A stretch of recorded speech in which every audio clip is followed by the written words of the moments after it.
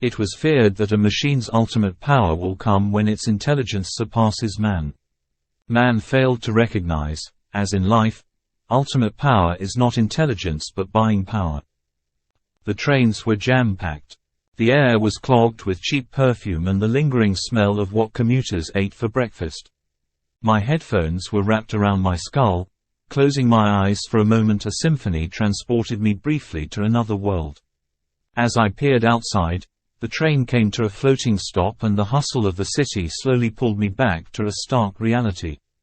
The air was cold. I stepped off the platform and a chill left me momentarily motionless. Walking like a frozen zombie for 20 minutes, I finally reached 781. 781 was an attractive home in a nice part of town just a short stroll from the city. The lawns were always well manicured. The leafy, hip street suggests a person of stature resides here. In fact, the home is devoid of human life, but you can hear the faint yapping of a poodle in the backyard. I opened the door with my swipe card. No person to greet me, just a few blinking lights on a flat screen. The lights start to flash and a low-pitched voice would always startle me. "Good morning, Thomas," the voice said in surround sound. "Good morning, Marks," I said. "Can I just make myself a coffee, Marks, before I start?" "Of course," the computer answered back. I made myself a cup of coffee and took a sip. I had a feeling my work would be cut out for me today. "Do I have a lot on today, Marks?" I said. "Sorry, I didn't understand you, Thomas," said the machine. Mark's answer infuriated me. It was 2023 and computers still had trouble understanding context. Artificial intelligence is still a pipe dream. Machines are now as intrinsically stupid as they had always been. "Do I have a lot of work to do today, Marks?" I rephrased as I took another gulp from my coffee and my stomach began to rumble. "Yes, I have a list of 13 items today," said the computer. "Okay, Marks, let me know what is on the agenda. First you will go to the mall and have a large cappuccino at Jerry's Diner, then go to Speedo's Shoes and pick up a pair of size 11 Nike Brisk running shoes. You need to try them on and go for a short run with the shoes for the next 4 days." I was about to shout at the top of my lungs. I just made myself coffee and too much would give me the runs. How stupid these machines still are, I thought to myself. Even the new quantum computers were not much better. "Okay, what else is on the agenda?" I said. "I have already paid for electricity and groceries will be arriving at 11 a.m. I have bought a fragrance online you need to test and you will need to also feed the dog. At the mall you will need to purchase a pair of Levi jeans at the Posh store." I know I was going to regret trying on those new Levi's 507s. I love fashion and want a pair for myself.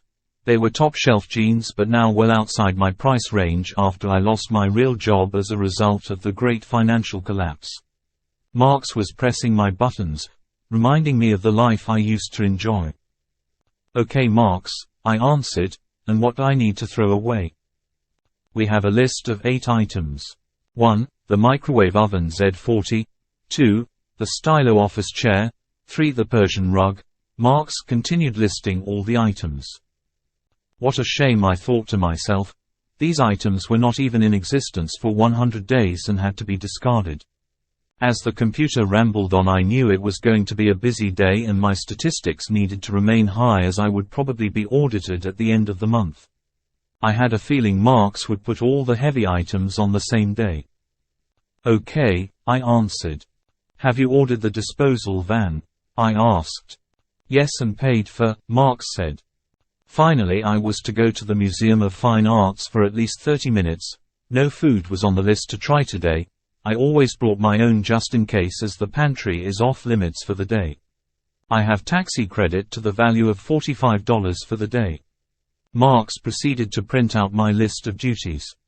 I was quite good at my menial job. I would test all the goods and when I was audited my stats were always high. I always discarded products as required and I didn't steal anything. My testing surveys were also of a high quality and very descriptive. After paying for council fees online, I went to the mall to buy the shoes and jeans on the list. First though, I went to Jerry's Diner to try the coffee. It was not very good, cold and bitter, and the cup had a dirty smudge on it. According to the rules for testers, Any good not fit for human consumption and not of a decent quality must be returned, and notes on the survey. I had to return products and make sure either the quality was of an acceptable standard, otherwise I would have to demand a refund. Of course my analysis was subjective, but it would be measured against many other testers who visited Jerry's Diner for coffee in the last 24 months. It was calculated that 25% of products or services a company sold were to testers. I started writing my notes slowly. It was not good practice for an owner to get wind of the fact I was doing a survey. I started writing my notes slowly. It was not good practice for an owner to get wind of the fact I was doing a survey. As I was typing, I looked up to the TV and I could see some computers and the face of the CEO of the M Corporation. I diverted my attention from my coffee diagnosis survey and focused on making sense of what the TV was saying. The CEO of the M Corporation, Mr. Smith, was a businessman and philanthropist and the hero of the new economy. He was also my ultimate boss.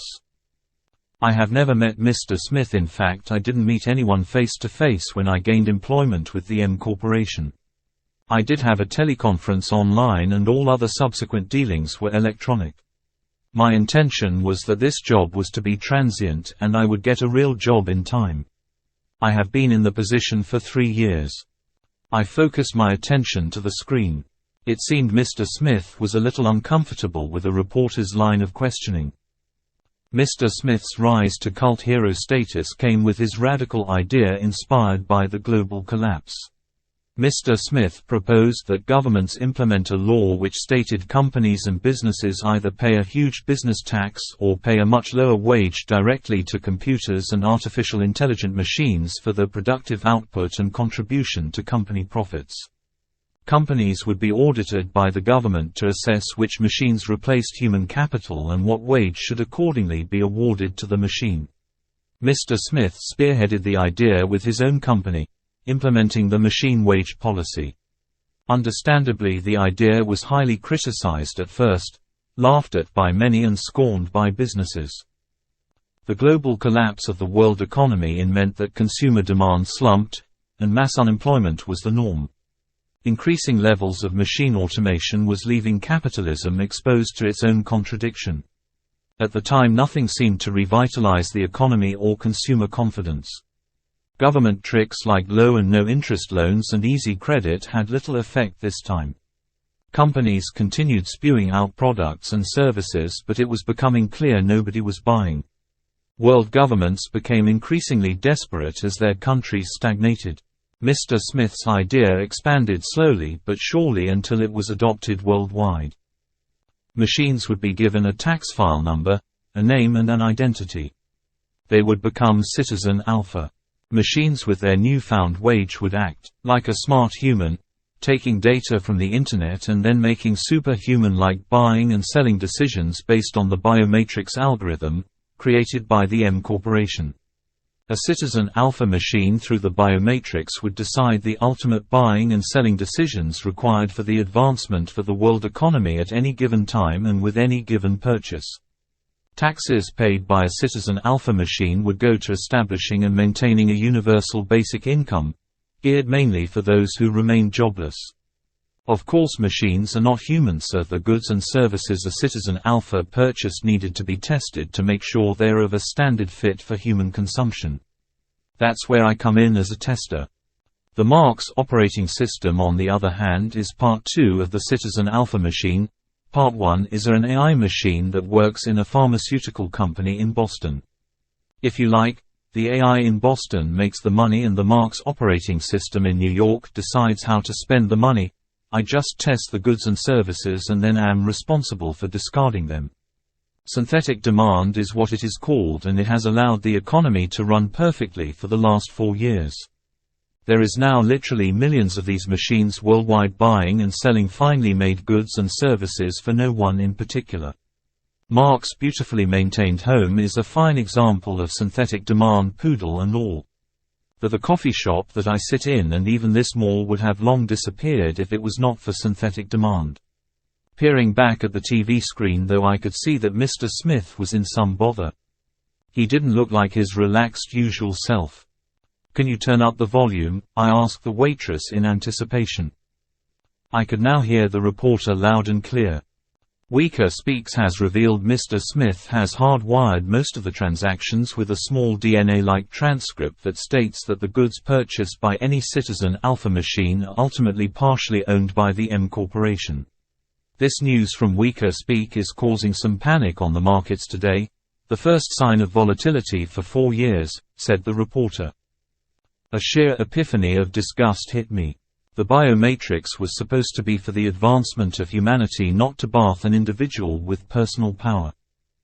I couldn't believe my ears. For years I have been working for a machine on a paltry wage that would go to pay my children's child support. These were children I would barely get to see anymore because my real life disintegrated. I was always respectful and on time every day, having my every move dissected by the M Corporation. I would buy my own lunch while having to throw out copious amounts of food purchased by Marx. My every move was filmed inside the house, my phone was tracked and all my movements were analyzed and timed. I was a slave to the machine. Not only were they now starting to replace human testers with machines, but it is now revealed that these machines are also stealing from us. Machines have managed to squeeze the humanity out of us while man's greed has been firmly implanted in the machines, I thought. With a new surge of anger, I knew what I would do. I had that $300 credit voucher that Marx gave me. I ran to the posh department store. As I was running, I deleted my analysis and put my tablet in the bin. There they were, I thought to myself, the brand spanking new Levi's. I tried them on and they fit like a glove. I felt young again. I was taking a bite from the forbidden apple. "They look great," said the girl serving me as I tried them on. I have not bought myself a pair of jeans this expensive for years, I thought to myself. "Can I leave them on?" I asked the girl as I proceeded to the counter to pay for them with my voucher. "Yeah, for sure," she answered. A rush of excitement hit me. I felt liberated and empowered. I am sure Marx would find out what I am doing, but I didn't care. It was my moment, an act of defiance against the system. It was my stance for humanity. These jeans were rightfully mine. As I made my way out of the mall, a rush of cold wind hit me. I was standing alone on the sidewalk. The rush of adrenaline disoriented me, but it was starting to fade. The cold wind on my skin brought me back to a bitter reality. My act of defiance has now definitely left me jobless. I possibly would be homeless, unable to pay for my children's support benefits. Nobody even noticed or cared for my act of heroism. Smith and Marx were warm and safe against the elements in their beautiful homes. I was so flustered I couldn't remember which way I needed to go. The cold hit me again like a cold ocean wave, and I started to wonder what my future would hold as I put my hands deeper into my new empty jean pockets.